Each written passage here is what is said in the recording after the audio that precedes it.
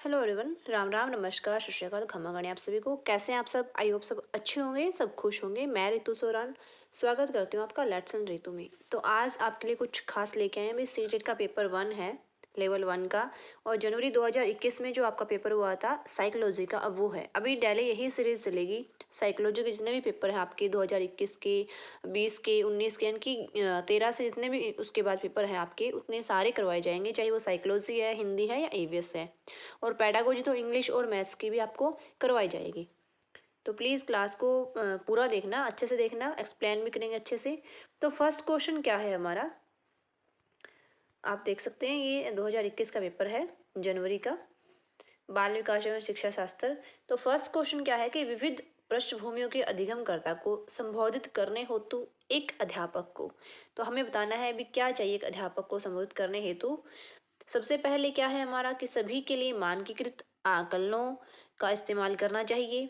ऐसे कथनों का इस्तेमाल करना चाहिए जो नकारात्मक रूढ़िबद्ध धारणाओं को मजबूत करें। विविधता संबंधी मुद्दों पर बातचीत टालनी चाहिए। विविध विन्यासों से उदाहरण लेने चाहिए। तो विविध जो पृष्ठभूमि है उसके अधिगमकर्ताओं को संबोधित करने हेतु हमें चुनना है कि क्या करना चाहिए। तो इसमें हमारा राइट आंसर क्या होगा कि भाई जो विविध विन्यास है उनसे उदाहरण लेने चाहिए, उनसे एग्जाम्पल्स लेना चाहिए। अगर हमने बच्चों को संबोधित करना है, हमने उनको सिखाना है कुछ, तो हमें क्या करना चाहिए, एग्जाम्पल्स लेने चाहिए। ये हमारे लिए बेस्ट ऑप्शन है। ठीक है जी, आगे वाला देखते हैं। समस्या समाधान क्षमताओं को किस प्रकार सुसाध्य किया जा सकता है, इनके अच्छे से किस प्रकार उसको किया जा सकता है, सुसाध्य कैसे किया जा सकता है। समरूपों के इस्तेमाल को बढ़ावा देकर, विद्यार्थियों में डर की भावना पैदा कर, ये तो बिल्कुल नहीं है क्योंकि हमने नेगेटिविटी बिल्कुल नहीं लानी। लगातार अभ्यास और कार्यान्वयन पर जोर देकर रट्टाफिकेशन वाली चीज़ें नहीं करनी हमें। समस्याओं के हल हेतु अटल प्रक्रिया के इस्तेमाल को बढ़ावा देकर।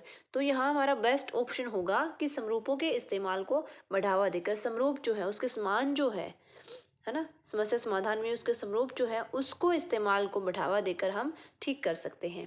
आगे हैं, अधिगम कठिनाइयों से जूझते हुए छात्रों की जरूरतों को संबोधित करने के लिए एक अध्यापक को क्या नहीं करना चाहिए। क्या नहीं करना आपने बताना है। तो व्यक्तिगत शैक्षिक योजना बनाना, शिक्षा शास्त्र और आकलन की जटिल संरचनाओं का प्रयोग, दर्श सर्वे सामग्रियों का इस्तेमाल, संरचनात्मक शिक्षा शास्त्रीय उपागमों का इस्तेमाल। तो यहाँ पर भाई व्यक्तिगत शिक्षा योजना बनाना ये करनी चाहिए। लेसन प्लान जरूरी है। दर्श सर्वे सामग्री का यूज भी जरूरी है। संज्ञानात्मक संरचनात्मक शिक्षा शास्त्रीय उपागमों का इस्तेमाल भी जरूरी है। लेकिन शिक्षा शास्त्र और आकलन की जटिल संरचनाओं का प्रयोग ये जरूरी नहीं है। तो हमारा राइट आंसर जो है वो क्या होगा, B. B is our right answer. आगे है, सृजनात्मकता की पहचान का प्रमुख लक्षण क्या है। सृजनात्मकता की जो पहचान है उसका प्रमुख लक्षण हमें बताना है। तो लक्षण क्या है, तो यहाँ पहला है अतिस्क्रियता, अस्त्रकता, कम प्रज्ञानता या बोधगम्यता, या अपसारी चिंतन। तो यहाँ हमारा राइट आंसर क्या होगा, तो हमारा सही जो इनकी सृजनात्मकता की पहचान का प्रमुख लक्षण बताना है हमने। तो यहाँ आपका अपसारी चिंतन राइट आंसर होगा। कैसे होगा, अपसारी चिंतन क्या होता है, यानी कि इसमें कोई भी प्रॉब्लम है उसके बहुत सारे आंसर्स होते हैं। अभिसारी होता है इसमें सिर्फ एक ही आंसर होता है, जो सही आंसर होता है वो ढूंढा जाता है। बट अपसारी में क्या होता है कि बहुत सारे आंसर होते हैं। तो बहुत सारे आंसर हो गए तो यानी कि विभिन्नता होगी विचारों में। तो फिर उसमें क्या होगा, वो चीज़ क्या होगी, क्रिएटिविटी होगी। क्रिएटिविटी होगी ना, सबके अपने अपने अलग अलग थॉट होंगे, है ना। और जैसे हम पूछे 2 और 2 कितने होते हैं, तो 4 होते हैं। सिंपल आंसर है 2 और 2 4 होते हैं। लेकिन अगर हमें पूछा जाए कि 4 हमने करने हैं, हमने कोई भी 2 संख्या हमको दे दी, हमको 4 बनाने हैं उसकी, कोई भी 2 संख्या से बनाओ, तो हम 1+3 करके 4 कर सकते हैं, 3+1 करके कर सकते हैं, 2+2 करके कर सकते हैं ना। 5 में से 1 कम करके भी 4 कर सकते हैं। तो वो क्या होती है, वो आपकी क्रिएटिविटी है। ठीक है जी, सृजनात्मकता जो है वो आपकी 2 प्रकार की है, अभिसारी और अपसारी। क्लियर। आगे है, निम्नलिखित में से कौन सा अध्यापन अधिगम का सबसे प्रभावशाली माध्यम जो है वो कौन सा है। तो फर्स्ट है बिना विश्लेषण के अवलोकन करना। सेकंड है आपका अनुकरण, नकल और दोहराना। थर्ड है विषय वस्तु को यंत्रवत याद रखना। लास्ट है संकल्पनाओं के बीच संबंध खोजना। तो इसको हमें यानी कि अध्ययन अध्यापन का सबसे बेस्ट जो तरीका है वो हमने बताना है। तो यहाँ अगर आपको ध्यान हो तो 6E और S, 6E वाला और S वाला हम कर भी चुके हैं। 5E वाला, तो ये 6E और S वाला, यानी कि इसमें क्या है आपका संलग्नता, है ना, संलग्नता यानी कि इंगेज, इंगेजमेंट, अन्वेषण, खोज, एक्सप्लोर, विवरण, उसका विस्तार से उसको बताना, व्याख्या, मूल्यांकन, विस्तार यानी कि एवल्यूएशन, मानक। तो ये चीज़ हम कर भी चुके हैं, अगर आपने ये वाली क्लास नहीं ली तो प्लीज़ ले लीजिए। तो यहाँ क्या है कि सबसे प्रभावशाली माध्यम हमने बताना है इसका, कि कौन सा प्रभावशाली इसमें माध्यम है। तो सबसे बेस्ट जो माध्यम इसका अगर हम बात करें तो वो बेस्ट है आपका संकल्पनाओं के मध्य संबंध खोजना। संकल्पनाओं के मध्य संबंध खोजना इसका बेस्ट है, क्योंकि हर एक चरण में इसमें क्या है, ई से स्टार्ट होता है। Engage, explore, explain, elaborate, evaluate, extend, 6E। क्योंकि इससे काफ़ी क्वेश्चन पूछे जाते हैं आपसे, तो यहाँ भी पूछा जा चुका है 2021 में, और मैंने पहले भी आपको बताया था कि यह ट्रेंडिंग में चल रहा है। कुछ एक टॉपिक ऐसे होते हैं ट्रेंडिंग में होते हैं, जैसे रील्स ट्रेंडिंग में होते हैं ना, वैसे टॉपिक होते हैं। तो कुछ इस टाइप से, इनके इसमें क्या होता है, निरंतर आपका मूल्यांकन होता है। तो बेस्ट तरीका क्या है, संकल्पनाओं के बीच में संबंध स्थापित करना, संबंध खोजना। 6 है आपका, एक अध्यापिका को दिए गए किसी कार्यकलाप में छात्रों की विभिन्न त्रुटियों का विश्लेषण करना चाहिए। क्यों करना चाहिए भाई? क्योंकि इसके आधार पर वह ज़्यादा त्रुटियां करने वाले छात्रों को दूसरे छात्रों से अलग कर सकती है। अधिगम केवल त्रुटियों के शोधन पर निर्भर है। अधिगम क्या है, केवल त्रुटियों के शोधन पर निर्भर है। इसके आधार पर वह दंड की मात्रा निर्धारित कर सकती है। ऐसा हमने बिल्कुल नहीं करना, अलग भी हमने नहीं करना, हमने समावेशी शिक्षा कर देनी है। त्रुटियों की समझ अध्यापन अधिगम प्रक्रिया के लिए अर्थपूर्ण है। तो हमारा राइट आंसर क्या होगा कि भाई त्रुटियों की समझ जो है वो अध्ययन अधिगम सामग्री के लिए जो है अर्थपूर्ण है, वो जरूरी है, इसलिए हमें उस चीज को अलग करना है। ठीक है, आगे है अधिगम के अभिप्रेरणा को किस प्रकार कायम रखा जा सकता है। अधिगम की जो अभिप्रेरणा है उसको हम किस प्रकार कायम रख सकते हैं, ये हमने बताना है। ठीक है, तो सबसे पहले है बच्चों को बहुत आसान क्रियाकलाप देकर। तो आसान क्रियाकलाप देकर हम उसको कायम नहीं रख सकते भी अभिप्रेरणा को, हमें कुछ ट्विस्ट भी जरूरी है चीज़ों में। यंत्रवत याद करने पर जोर देकर, यंत्रवत तो हमें याद करवाना ही नहीं है, रटाफिकेशन हमने करनी नहीं है, ना ही हमने दंड देना है। दो हमारे ऑप्शन बचते हैं, मैंने हमेशा आपको कहा कि एलिमिनेट करना क्वेश्चन जो उसके ऑप्शन को एलिमिनेट करना। तो दो तो आपके अच्छे से एलिमिनेट हो जाते हैं, अगर आपको थोड़ी बहुत भी समझ है, नॉर्मल अगर आप स्टूडेंट हो फिर भी दो आप एलिमिनेट कर सकते हो। बाकी दो बच गए, उनमें से हमने बेस्ट ऑप्शन चूज करना है। तो बच्चों को आसान क्रियाकलाप देकर, प्रवीणता अभिमुखी लक्ष्यों पर जोर देकर। तो आपको पता है बच्चों को आसान क्रियाकलाप देकर हम प्रेरणा को कायम नहीं रख सकते, उसमें ट्विस्ट भी जरूरी है। ठीक है भाई, ओके। तो अभिप्रेरणा जो है उसका विशेष महत्व होता है, चाहे वो पशु हो चाहे वो मनुष्य हो, है ना, सभी के लिए होता है। तो इसमें क्या होगा हमारा कि प्रवीणता अभिमुखी लक्ष्य है, लक्ष्य जो है उसके ऊपर जोर देकर हम वो चीज ठीक से कर सकते हैं।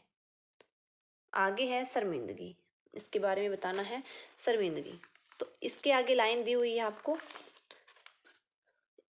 शर्मिंदगी बच्चों को अधिगम हेतु अभिप्रेरित करने के लिए बहुत प्रभावशाली है। शर्मिंदगी के भाव को अधिगम प्रक्रिया में बारंबार पैदा करना चाहिए। शर्मिंदगी का संज्ञान से कोई संबंध नहीं है। शर्मिंदगी का संज्ञान पर नकारात्मक प्रभाव पड़ सकता है। तो यहाँ शर्मिंदगी जो है बच्चों को अधिगम हेतु अभिप्रेरित करने के लिए बहुत प्रभावशाली है, बिल्कुल नहीं है। शर्मिंदगी अगर है तो वो तो खुलकर बोल ही नहीं पाएगा, तो प्रभावशाली अधिगम जो है वो कैसे होगा, इफेक्टिव तो बिल्कुल नहीं होगा। के भाव को बार बार पैदा करना चाहिए, पैदा भी नहीं करना, क्योंकि वही बात आ गई, अगर शाय नेचर हुआ तो फिर वो कुछ बात नहीं कर पाएगा, तो अपनी बात भी नहीं कह पाएगा। उसको कुछ पूछना है तो वो पूछ भी नहीं पाएगा, क्योंकि उसको शर्म आएगी। संज्ञान से कोई संबंध नहीं है, ऐसा नहीं है, संज्ञान से बहुत गहरा संबंध है शर्मिंदगी का। अपने हमारा जो भी नेचर है उसका बहुत गहरा संबंध होता है हमारे संज्ञान से, हमारे ज्ञान से। तो हमारा बेस्ट ऑप्शन क्या होगा कि शर्मिंदगी का संज्ञान पर नकारात्मक प्रभाव पड़ सकता है, उसकी जो प्रोग्रेस है, ग्रोथ है, वो चीज़ कम हो सकती है। बच्चा जो सीख रहा है शायद उस हिसाब से ना सीखे, हमने कुछ पढ़ाया उसको, थोड़ी बहुत उसको डाउट रह गया कि ये मेरे को नहीं आ रहा। अगर वो खुलकर बोलने वाला है तो पूछ लेगा आसानी से, लेकिन अगर वो नहीं बोलता तो वो पीछे रह जाएगा। अधिगम का संरचनात्मक विचार यह सुझाव देता है कि ज्ञान की संरचना में, तो क्या सुझाव देता है भी कि बच्चे सक्रिय भूमिका निभाते हैं ज्ञान की संरचना में। बच्चे पूर्ण रूप से पाठ्य पुस्तकों पर निर्भर है, पाठ्य पुस्तक का नाम नहीं लेना, में बच्चे की कोई भूमिका नहीं होती, नहीं भाई, चाइल्ड सेंटर्ड होता है सब कुछ। बच्चे पूर्ण रूप से वयस्कों पर निर्भर रहते हैं या बच्चे सक्रिय भूमिका निभाते हैं, इन दोनों में से एक आएगा। तो हमारा राइट आंसर क्या है कि संरचनात्मक विचार जो है अधिगम का, वो क्या सुझाव देता है कि ज्ञान की संरचना में बच्चे सक्रिय भूमिका निभाते हैं। हमने पढ़ा था कि वे तीन चीजें हैं, बच्चे हैं, करिकुलम है, टीचर है। तो यहाँ हमारा जो सिस्टम है सारा वो क्या है, चाइल्ड सेंटर्ड है। पहले टीचर सेंटर्ड था, करिकुलम सेंटर्ड था, बट अब क्या है, चाइल्ड सेंटर्ड है पूरी तरह से। तो राइट आंसर क्या होगा हमारा ए। अधिगम के लिए निम्न में से कौन सी धारणा उपयुक्त है? अधिगम के लिए कौन सी धारणा उपयुक्त है, ये हमने बताना है। तो फर्स्ट है हमारा कि प्रयासों से कोई फर्क नहीं पड़ता, असफलता अनियंत्रित है, ऐसा कुछ नहीं है। असफलता नियंत्रित भी है भाई। योग्यता अटल है, ऐसा कुछ नहीं है। तो कौन सी धारणा जो है अधिगम के लिए उपयुक्त है? तो धारणा उपयुक्त जो है वो ये है कि योग्यता सुधारी है, यानी कि योग्यता जो है हम उसको सुधार कर सकते हैं, वो सुधारने योग्य है। यहाँ योग्यता अटल ऐसा कुछ नहीं है, अगर हम काम नहीं करेंगे तो वो योग्यता हमेशा नहीं रहेगी। असफलता अनियंत्रित है, ऐसा भी कुछ नहीं है, असफलता हमेशा नहीं रहती, अगर हम कोशिश करते हैं वो ठीक हो जाती है। तो ठीक है, तो राइट आंसर क्या होगा, योग्यता सुधारे है। आगे है, निम्न में से कौन सी परिपाटी विद्यार्थी में संकल्पनात्मक समझ में बढ़ोतरी करने में सहायक? संकल्पनात्मक जो समझ है उसमें बढ़ोतरी करने में कौन सी सहायक है, ये आपको बताना है। चलिए भी आगे देखते हैं। बारंबार परीक्षाएं, अन्वेषण और संवाद, प्रतिस्पर्धा आधारित प्रतिस्पर्धाएं, पाठ्य पुस्तक केंद्रित। पाठ्य पुस्तक तो हमें करना ही नहीं, ना ही हम बारंबार शिक्षाओं पर जोर देना है। तो यहाँ राइट आंसर हमारा क्या होगा कि जो अन्वेषण और संवाद है वो हमारा राइट आंसर है। ठीक है। बच्चों को सीखने में कठिनाई होती है जब अधिगम सामाजिक संदर्भ में हो, जब विषय वस्तु को बहुरूपों में प्रस्तुत किया गया हो, सूचना अलग अलग टुकड़ों में प्रस्तुत की जाए, वो आंतरिक रूप से अभिप्रेरित हो। बच्चों को सीखने में कठिनाई होती है, कब होती है कठिनाई? सीखने में कठिनाई बच्चे को तब होगी जब सूचना जो उसको अलग अलग टुकड़ों में प्रस्तुत की जाएगी। अलग अलग आज बता दिया थोड़ा सा, कल बता दिया, परसों बता दिया, है ना, उससे अगले दिन बता दिया। एनिमल्स नेम बढ़ाने हमने, आज एक याद करवा दिया, 2-4 दिन निकल गए, फिर आगे 2 नेम और याद करवा दिए। ऐसे नहीं होगा, वो जो चीज़ हमने करवानी है वो कंटिन्यू अच्छे से करवाई जाए। अधिगम की सर्वोत्तम अवस्था कौन सी है? अधिगम की हमने सर्वोत्तम सबसे उत्तम अवस्था बतानी है। संतुलित उत्तेजना, कोई भय नहीं, कोई उत्तेजना नहीं, कोई भय नहीं, उच्च उत्तेजना उच्च भय, निम्न उत्तेजना निम्न भय। तो ये दोनों तो बिल्कुल ही रोंग दिख रहे हैं ना, ना तो हमें उच्च उत्तेजना होनी चाहिए, ना ही निम्न उत्तेजना होनी चाहिए। तो बेस्ट ऑप्शन क्या है हमारा, संतुलित उत्तेजना, कोई भय नहीं, कोई उत्तेजना नहीं, कोई भय नहीं। उत्तेजना होनी जरूरी है, जिज्ञासा होनी जरूरी है, क्यूरियोसिटी होनी जरूरी है। तो यहाँ क्या है, उत्तेजना जो है वो संतुलित होनी चाहिए, बैलेंस्ड होनी चाहिए, और भय बिल्कुल नहीं होना चाहिए। ठीक है, तो राइट आंसर इज ए। 40। बच्चों के विकास की व्यक्तिगत विभिन्नताओं को किस पर प्रतिरोपित किया जा सकता है? विभिन्नताएं जो उनको किस पर प्रतिरोपित हम कर सकते हैं वो हमने बताना है। ना आनुवंशिकता पर, ना पर्यावरण पर। आनुवंशिकता एवं पर्यावरण की पारस्परिकता पर, केवल आनुवंशिकता पर, केवल पर्यावरण पर। यानी कि बच्चों की व्यक्तिगत विभिन्नताएं हैं, मतलब हम किसको जिम्मेवार मान सकते हैं उसके लिए? तो ये तो दोनों ही नहीं आएंगे, ये जो है ये रोंग है, क्योंकि दोनों ही जिम्मेवार होते हैं भाई, आनुवंशिकता भी होती है ना, और पर्यावरण भी होते हैं, यानी कि जो एनवायरनमेंट है उसका वो भी होता है और आनुवंशिकता भी होती है। केवल आनुवंशिकता ऐसा कुछ नहीं है कि सिर्फ एक को हम नहीं कह सकते कि हाँ ये ठीक, ये रोंग है। केवल पर्यावरण भी नहीं है, तो क्या आएगा कि उसमें दोनों ही रोल प्ले करते हैं, आनुवंशिकता भी रोल प्ले करती है और आपका पर्यावरण भी रोल प्ले करता है। दोनों ही चीज़ें उसके लिए इम्पोर्टेंट है, बच्चे के लिए एनवायरनमेंट भी है और जो आपका आनुवंशिक जो है उनकी वो भी है। आगे है 15th वाला। एक कार्य के दौरान साइना स्वयं से बात कर रही है कि वह कार्य पर किस प्रकार प्रगति कर सकती है। लेव वागस्की के भाषा और चिंतन सोच के बारे में दिए गए विचारों के अनुसार इस तरह का व्यक्तिगत वाक्य क्या दर्शाता है? ये हमने हिंदी में भी किया था भाई। तो इस तरह का यानी कि खुद से व्यक्तिगत वाक्य जो कर रही है वो क्या दर्शाता है वो हमने बताना है। तो फर्स्ट है आपका आत्म केंद्रिता, दूसरा है मनोवैज्ञानिक विकार, संज्ञानात्मक अपरिपक्वता, और लास्ट है स्वनियमन, यानी कि वो खुद से बात कर रही है। मेन पॉइंट क्या है कि वो खुद से बात कर रही है, वो व्यक्तिगत वाक कर रही है, अपने आप से बात कर रही है। तो लेव वाइगोत्स्की के अकॉर्डिंग वो क्या है? तो लेव वाइगोत्स्की के अकॉर्डिंग अगर हम बात करें तो वो आपका स्वनियमन है। वो कहते हैं कि अगर खुद से बच्चा बात करे तो वो क्या है, स्वनियमन है। उन्होंने 3 जो मतलब स्टेजेस बताई थी कि सामाजिक भाषण, यानी कि 3-4 वर्ष की एज में क्या करता है बच्चा, उस चीज़ को यूज़ करता है। अहम केंद्रित भाषण जो कि 3 से 7 साल की एज होती है। अहम केंद्रित भाषण कौन सी है? 3 से 7 साल की एज है। और एक है 7 से ऊपर की आयु, 7 साल से ऊपर की आयु जो होती है वो अंदरूनी मन है, यानी कि स्वनियमन की आयु जो है वो 7 से ऊपर की आयु है। 7 वर्ष से ऊपर की आयु क्या है आपकी? स्वनियमन वर्ष होती है। ठीक है, इनके बिना बोला हुआ संवाद, अपने आप से बातें करता है, विचारों और व्यवहार को नियंत्रित करता है, वो कंट्रोल करता है, बिना बोला हुआ संवाद। तो राइट आंसर क्या होगा, स्वनिर्मित होगा। ठीक है, अहम केंद्रित भाषण हम उसको कह सकते हैं, आत्म केंद्रित नहीं है, अहम केंद्रित भाषण या फिर स्वनिर्मित। आगे है आपका 16, मूल्यांकन पद्धतियों की का लक्ष्य होना चाहिए। मूल्यांकन पद्धतियां जो है उसका लक्ष्य क्या होना चाहिए। मूल्यांकन पद्धतियों का विद्यार्थियों की जरूरतों और आवश्यकताओं की पहचान करना, पुरस्कार वितरण हेतु उच्च अंक प्राप्त करने वाले विद्यार्थियों की पहचान करना। मूल्यांकन में ऐसा कोई कुछ नहीं होता, हमने मूल्यांकन बहुत अच्छे से पढ़ा है, अगर आपने पढ़ा हो तो। विद्यार्थियों को नामांकित करना, योग्यता आधारित समूहों में विद्यार्थियों को विभाजित करना। तो मूल्यांकन जो पद्धति है उसका लक्ष्य क्या होना चाहिए, तो उसका जो लक्ष्य है वो होना चाहिए कि विद्यार्थियों की जो जरूरतें हैं, जो आवश्यकता है उसकी पहचान करना, मतलब कमी कहाँ है उनका उपचार करना, उनका निदान करना, ये हमारा उद्देश्य होना चाहिए। ना कि हम उसको अलग से रखें, ना कि हम उनको नामांकित करें कि हाँ ये अच्छे अच्छे वाले स्टूडेंट हैं, ना ही उनको विभाजित करना। हमें समावेशी शिक्षा हमें करनी है, बस हमने उनकी नब्ज जो है, हमने उनकी नब्ज पकड़नी है, उनकी जड़ पकड़नी है, अभी कहाँ प्रॉब्लम है एक्चुअल में, करिकुलम में है या टीचर में है या टीचिंग मेथड में है या किस चीज़ में प्रॉब्लम आती है आपकी। ठीक है, आगे है आपका 17। 17 क्या कहता है, एक गतिविधि के दौरान छात्रों के को संघर्ष करते देख एक अध्यापिका बच्चों को संकेत और इशारे जैसे क्या, क्यों, कैसे प्रदान करने का फैसला लेती है। इनको क्या, क्यों, कैसे, लेव वाइगोत्स्की के सिद्धांत के अनुसार अध्यापिका की यह योजना, इनके लेव वाइगोत्स्की के अकॉर्डिंग अध्यापिका की जो योजना है, टीचर की जो ये जो योजना है वो कौन सी योजना है, क्या काम करेगी ये योजना।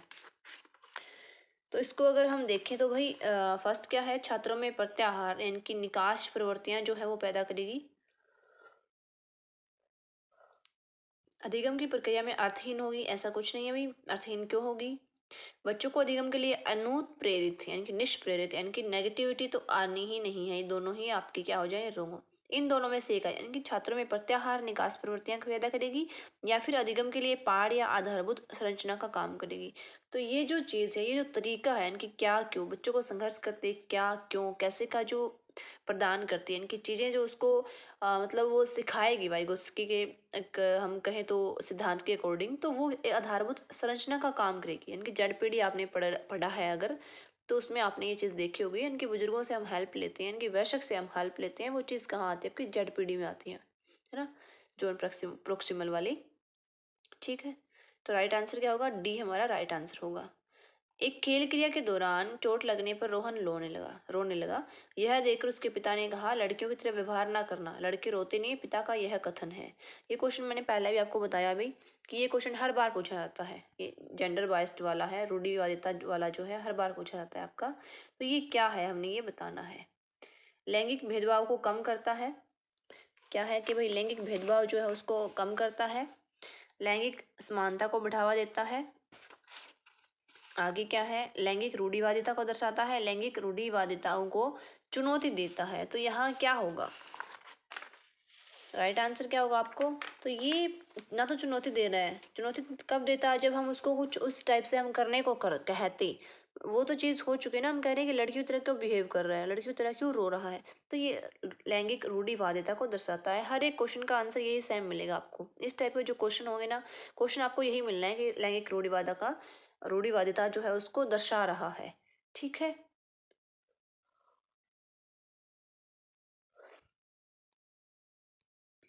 तो ये एक नंबर फ्री का मिलता है आपको हर बार, लैंगिक रूढ़िवादिता वाला। एक प्रगतिशील कक्षा में ज्ञान की संरचना के लिए प्रचुर मौके प्रदान करने चाहिए। विद्यार्थियों को उनके अकादमिक अंकों के आधार पर नामांकित करना चाहिए। अध्यापक को अटल पाठ्यक्रम का पालन करना चाहिए, बिल्कुल रॉन्ग है।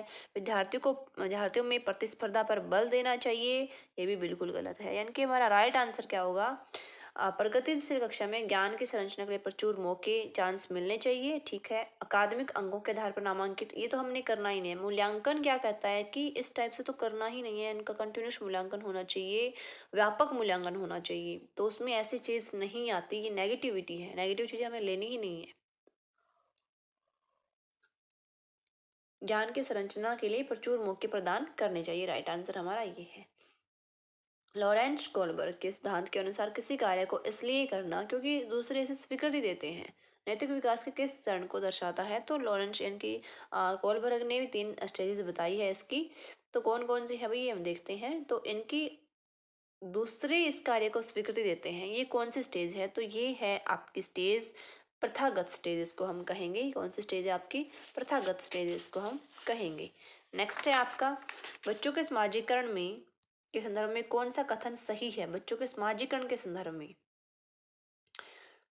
समकक्षी समाजीकरण के प्राथमिक कारक है, यानी कि समकक्षी जो है कक्षा में जो रहते हैं समकक्षी कक्षा वाले, तो वो समाजीकरण जो का प्राथमिक कारक है और परिवार समाजीकरण का एक द्वितीय कारक है। बिल्कुल गलत बात है ये। समकक्षी यानी कि कक्षा में रहने वाले सामाजिक कारण पहला कैसे हो सकते हैं भाई, बिल्कुल नहीं हो सकते। और परिवार दूसरा कैसे हो सकता है, परिवार तो पहला होता है ना। परिवार एवं जन संचार दोनों समाजीकरण है जो द्वितीय कारक है। परिवार और जन संचार जो है वो दोनों ही द्वितीय कारक है। विद्यालय समाजीकरण का एक द्वितीय कारक है और परिवार समाजीकरण का एक प्राथमिक कारक है।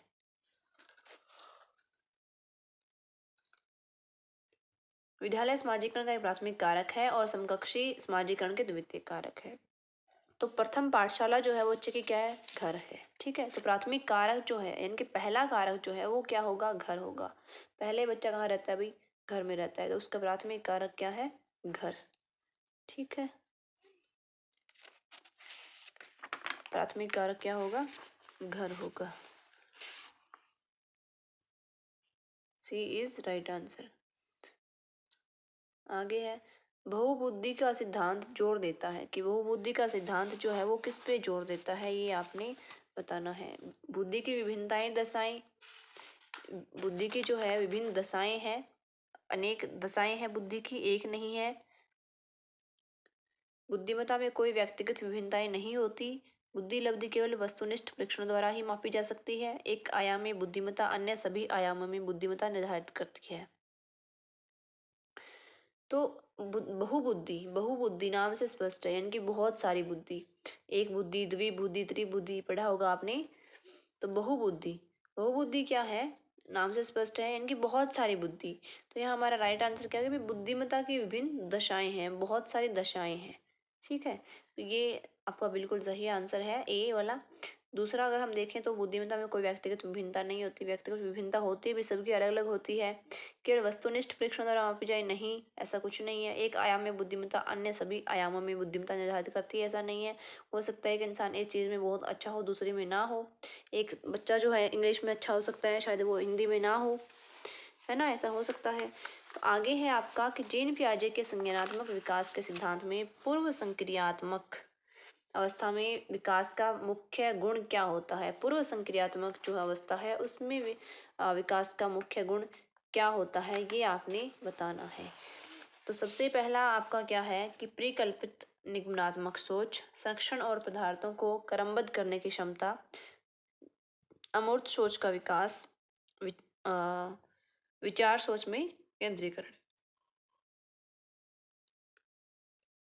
तो जीन पियाजे की जो संज्ञानात्मक विकास है उसकी अवस्था 2 से जो है, ये अवस्था जो है वो 2 से 7 साल की है। ठीक है, यानी कि ऐसी अवस्था है जो प्रारंभिक बाल्य अवस्था की अवस्था होती है, यानी प्रारंभिक बाल्य अवस्था है। और इस अवस्था में क्या होता है, विचार और सोच का केंद्रीकरण होता है। पूर्व संक्रियात्मक जो अवस्था है वो 2 से आपकी 7 साल तक की होती है। और इसमें मेन जो चीज़ होती है वो आपकी क्या है कि विचार और सोच का केंद्रीकरण होता है। इसको 2 पार्ट्स में बांटा इन्होंने। प्राक संप्रत्यात्मक अवधि इनकी 2 से 4 साल की है, 2 पार्ट है इसके भी। प्राक संप्रत्यात्मक जो कि 2 से 4 साल की है। इनके अलग अलग नाम होते हैं, आपको इंग्लिश में करोगे तो ज़्यादा अच्छे से रहेगा। और एक आपकी है अंतरदर्शी अवधि जो कि आपकी 4 से फिर 7 साल की हो जाए। इनकी इंस्टीट्यूट जो मैथ पीरियड जो है आपका यानी कि 4 से 7 साल का होता है। तो हमारा राइट आंसर क्या है, विचार और सोच में केंद्रीकरण होता है। पियाजे की चारों जो स्टेजेस है वो अच्छे से याद कर लेना, ये एक फ्री का नंबर मिलता है आपको हर बार। पियाजे वाला, थॉर्नडाइक, उसका वाइगोस्की का और एक फ्रायड का, ये आते ही आते हैं हर बार। विकास के संदर्भ में कौन सा कथन सही है? विकास के संदर्भ में हमने बताना है कि कौन सा कथन जो है वो इन्होंने सही दे रखा है। विकास केवल बाल्यावस्था के दौरान ही होता है, बिल्कुल रॉन्ग है। विकास बहुआयामी होता है। विकास की दर सभी संस्कृतियों में सभी के लिए समान होती है, नहीं भाई, सबका अलग अलग टाइप से विकास होता है। कोई पंजाबी है, कोई गुजराती है, कोई हरियाणवी है ना, तो सबका अलग अलग टाइप की संस्कृति, तो उस टाइप से ही उनका विकास होता है। विकास केवल विद्यालय में होने से वाले अधिगम से ही होता है। विकास हर जगह होता है, चाहे वो विद्यालय है, चाहे वो घर है, चाहे वो पड़ोस है, कहीं भी है, विकास हमारा हर जगह होता है। तो राइट आंसर बाल्यावस्था के दौरान होता है, ऐसा बिल्कुल नहीं है, क्योंकि विकास जो है वो जीवन भर चलता है। विकास क्या चलता है? जीवन भर चलता है। वृद्धि एक टाइम पर जाकर रुक जाती है, लेकिन विकास जीवन भर चलता है। तो हमारा राइट आंसर क्या है? विकास जो है बहुआयामी होता है, संज्ञानात्मक, भावात्मक, हर टाइप का, क्रियात्मक, ठीक है, हर टाइप का विकास होता है। राइट आंसर क्या है? बी। 25 लेओ वाइगोत्स्की का सामाजिक सांस्कृतिक परिप्रेक्ष्य अधिगम प्रक्रिया में डैश के महत्व पर जोर देता है। मैंने कहा था ना, वाइगोत्स्की के 1-2 क्वेश्चन जरूर आते हैं, जीन पियाजे के 1-2 क्वेश्चन जरूर आएंगे। एक तो 100% श्योर हूँ कि एक तो 100% आता ही आता है। क्या पता 2 आ जाए, तो यहाँ 2-2 आए हुए आपके, ठीक है जी। और एक लैंगिक रूढ़िवादिता वाला, वो भी आपका हमेशा आता है, और एक 5E वाला। लेव वाइगोत्स्की का जो सामाजिक सांस्कृतिक परिप्रेक्ष्य है अधिगम प्रक्रिया डैश के महत्व पर जोर देता है। अभिप्रेरणा, संतुलीकरण, सांस्कृतिक उपकरणों या गुणारोपण, किस पे जोर देता है आपका? तो ये लेव वाइगोत्स्की का जो है सामाजिक सांस्कृतिक, देखो नाम से स्पष्ट हो रहा है सामाजिक सांस्कृतिक, तो ये आपका सांस्कृतिक उपकरणों के महत्व पर जोर देता है। किसके ऊपर जोर देता है? सामाजिक उपकरण जो है उनके आधार पर आपका उनके ऊपर जो है जोर देता है, ठीक है। आगे है आपका, नेक्स्ट भी आ जाएगा। जीन पियाजे अपने संज्ञानात्मक विकास के सिद्धांत में संज्ञानात्मक संरचनाओं को डैश के रूप में वर्णन करते हैं। विकास का समीपस्थ क्षेत्र, ये जेडपीडी वाला है, ये जीन पियाजे का नहीं है। स्कीमा, मनोबंध, मनोवैज्ञानिक उपकरणों, उद्दीपक, अनुक्रिया, संबंध। तो हमारा राइट आंसर क्या होगा भाई? जीन पियाजे किस वे में इसको देखते हैं कि जीन पियाजे के विकास के सिद्धांत में संज्ञानात्मक संरचनाएं जो है उनको क्या नाम दिया गया है? तो उनका है स्कीमा और मनोबंध। हमारा राइट आंसर क्या होगा? स्कीमा और मनोबंध। ये वाला किसका है? जीन पियाजे का है। सॉरी, ये वाला आपका जेडपीडी वाला है, ठीक है, वाइगोत्स्की वाला है। तो स्कीमा और मनोबंध जो है जीन पियाजे के द्वारा दिया गया। स्कीमा आत्मसातकरण, समायोजना, है ना, असिमिलेशन, अकोमोडेशन, आपने नाम सुना होगा। तो ये स्कीमा के अंदर ही आते हैं दोनों प्रक्रियाएं, ठीक है। स्कीमा यानी कि ऐसी एक मानसिक संरचना होती है जिसको एक व्यक्ति विशेष यानी कि मस्तिष्क में सूचनाओं को संगठित करना, अपने मस्तिष्क में, अपने ब्रेन में, अपने माइंड में सूचनाओं को संगठित करना, सूचनाओं को एक्सप्लेनेशन करना, उसकी व्याख्या देना, वो चीज़ें किस में आती है? स्कीमा में आती है। तो स्कीमा भी जो है वो आपका 2 टाइप्स का होता है। कितने टाइप्स का होता है? 2 टाइप्स का होता है। एक जो होता है साधारण होता है, सिंपल होता है, एक जटिल होता है, ठीक है। साधारण यानी कि मोटर कार या खिलौने के स्कीमा से हम समझ सकते हैं उस चीज़ को। अंतरिक्ष का कैसे निर्माण हुआ, है ना, ये स्कीमा जो है ये जटिल उदाहरण होगा। एक मोटर गाड़ी है, उसका कैसे निर्माण हुआ, ये सिंपल है आपका स्कीमा है, ठीक है भाई। स्कीमा और मनोबंध। एक समावेशी कक्षा में डैश, समावेशी वाला क्वेश्चन हर बार आपका आता है। डैश पर जोर होना चाहिए। सामाजिक पहचान के आधार पर छात्रों के अलगाव, हर बच्चे के सामर्थ्य को अधिकतम करने के अवसर प्रदान करना, प्रदर्शन अभिमुखी लक्ष्यों, अभिवेदी समरूपी निर्देशों। तो इसमें क्या होना चाहिए आपका? समावेशी कक्षा में डैश पर जोर होना चाहिए। किस पर जोर होना चाहिए समावेशी कक्षा में? तो समावेशी कक्षा में यानी कि बच्चे जो है एक साथ पढ़ते हैं सब, उसमें हम किसी को अलग नहीं कर सकते कि ये इंटेलिजेंट है या इसके हाथ में प्रॉब्लम है या पैर में प्रॉब्लम है, ये हैंडीकैप्ट है, इस टाइप से हम उनको अलग नहीं कर सकते। उनके ऐसा वातावरण होना चाहिए जहाँ बच्चे एक साथ हो, बच्चे सीख सकें, और कक्षा में जो है कक्षा का और स्कूल का बच्चों का इनके हर एक चीज़ का आपस में जुड़ाव हो, संपूर्ण व्यवस्था जो है उसको एडजस्ट करके रखना। तो इसका राइट आंसर क्या हो कि हर बच्चे के सामर्थ्य का अधिकतम करने के लिए अवसर प्रदान करने, यानी कि हर एक बच्चे को अवसर देना, हर एक बच्चे को मौका देना, न कि हमें ये रखना कि ये तो इंटेलिजेंट है इसको आगे रखो, ये तो वीक है इसका तो कुछ नहीं हो सकता, इसको हम कुछ नहीं करवा सकते। दिव्यांगजन अधिकार अधिनियम 2016 के अनुसार निम्नलिखित में से किस शब्दावली का प्रयोग जो है वो उपयुक्त है? किस शब्दावली का प्रयोग जो है वो आपके लिए उपयुक्त है? छात्र जिसे शारीरिक दिव्यांगता है, छात्र जिसका अशक्त शरीर है, मंदित छात्र, विकलांग छात्र। तो दिव्यांगजन अधिकार अधिनियम 2016 के अनुसार निम्न में से किस शब्दावली का प्रयोग उपयुक्त है? यानी कि कौन सी शब्दावली इसका प्रयोग उपयुक्त है? तो यहाँ छात्र जो है जिसे शारीरिक दिव्यांगता है तो वो किस में आ जाएगा? आपका दिव्यांगजन अधिकार अधिनियम में आ जाएगा। ठीक है। जन्म से किशोरावस्था तक बच्चों में विकास किस क्रम में होता है? किस क्रम में होता है भाई? मूर्त, अमूर्त, सामयिक, अमूर्त, मूर्त, सामयिक, अमूर्त, सामयिक, मूर्त या सामयिक, मूर्त, अमूर्त। तो किस टाइप से होता है? तो अमूर्त तो बिल्कुल नहीं आएगा, क्योंकि अमूर्त हमने बच्चों को कैसे पढ़ाना है? अगर आपने शिक्षण विधियां की है, शिक्षण सूत्र आपने किए हुए हैं, तो हिंदी में मैंने आपको पढ़ाया भी था। चीज़ें जो हम पहले बच्चों को मूर्त से अमूर्त सिखाते हैं, प्रत्यक्ष से अप्रत्यक्ष सिखाते हैं, तो ये तो बिल्कुल नहीं होंगे दोनों। इनमें से अगर मैं बात करूं मूर्त, अमूर्त, सांवेदिक या सांवेदिक, मूर्त, अमूर्त, तो सबसे पहला आपका सांवेदिक, संवेदना होती है बच्चे को। उसके बाद मूर्त अमूर्त की बात आती है। सबसे पहले बच्चे को क्या होती है भाई? संवेदना होती है। ठीक है, तो हमारा राइट आंसर क्या होगा? सी। आगे है, एक प्रगतिशील कक्षा में व्यक्तिगत विभिन्नताओं को किस प्रकार देखा जाना चाहिए? एक प्रगतिशील जो कक्षा है उसमें व्यक्तिगत विभिन्नताएं, यानी कि समावेशी जो कक्षा है उसमें व्यक्तिगत विभिन्नताएं, उसको हम कैसे देखें ये बताना है। योग्यता आधारित समूह बनाने का मापदंड, अध्यापन अधिगम प्रक्रिया की प्रयोजना के लिए महत्वपूर्ण, अधिगम की प्रक्रिया में बाधा, अध्यापक के पक्ष पर असफलता। ये दोनों तो बिल्कुल नहीं आएंगे। बाधा बिल्कुल नहीं समझना हमें, समावेशी कक्षा में एक साथ मिलकर चलना है। अध्यापक के पक्ष पर असफलता भी नहीं है। योग्यता आधारित समूह बनाने का मापदंड या फिर अध्यापन अधिगम प्रक्रिया की प्रयोजना के लिए महत्वपूर्ण। योग्यता आधारित हमें मापदंड भी नहीं बनाने कि ये इंटेलिजेंट है, ये वीक है, ये ऐसे है, ऐसा भी हमने नहीं बनाना। उन चीज़ों को क्या करना है हमने, यानी कि अध्यापन अधिगम की प्रयोजना की प्रक्रिया है, यानी कि जो उसकी प्लानिंग जो है, जो उसका लेसन प्लान जो है, जिस टाइप से उसने पढ़ाना है, जो पहले योजना बनती है उसके लिए क्या है, महत्वपूर्ण है। वो चीज़ उसको ध्यान में रखनी पड़ेगी कि मेरे पास इस टाइप के बच्चे हैं, तो हर एक के लेवल के अकॉर्डिंग उसको अधिगम करना है, अधिगम करवाना है, उसको टीचिंग करवानी है। ठीक है, तो ये हमारा साइकोलॉजी का कंप्लीट होता है 2021 का। आगे हम हिंदी का करेंगे और ईवीएस का करेंगे और पेडागोजी, हर एक सब्जेक्ट की हम करेंगे। ठीक है भाई, तो कल करेंगे आगे वाला क्वेश्चन पेपर। तो क्लास को लाइक शेयर कर देना, सब्सक्राइब करना बिल्कुल मत भूलना। Thank you.